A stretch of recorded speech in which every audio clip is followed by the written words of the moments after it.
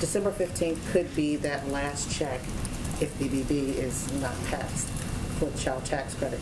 If it's not passed, what does that do to this child poverty rate that you have been touting so much, how you slashed it? Does it stay the same, or do you anticipate a rise with that?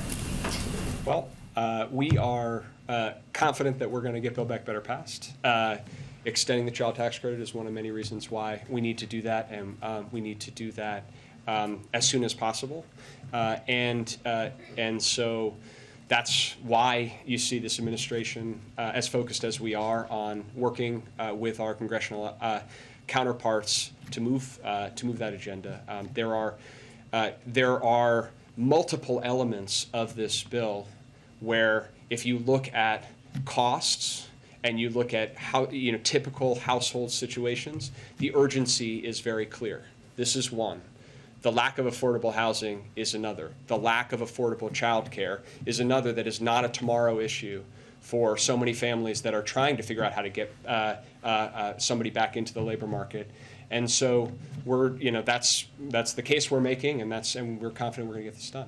Are there any discussions about potentially pulling that piece out of Build Back Better and passing it unilaterally as a standalone bill if Build Back Better doesn't pass by Christmas, so that there isn't a lapse?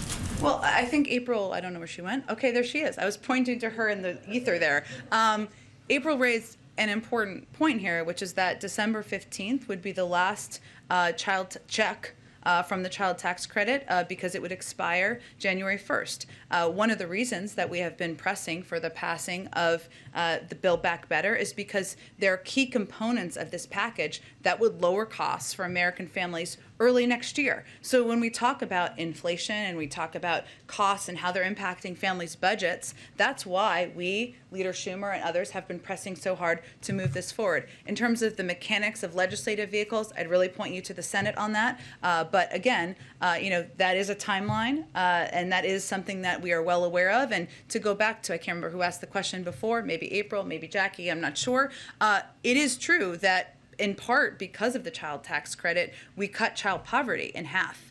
I'm not an economist. I can check and see if there's more predictions of what the impact of the lack of existence of that would be, but that sends a clear message about the impact that has had on low-income families, on families who are struggling to put food on the table, and it's been a pivotal contributor to our success in doing that. Go ahead.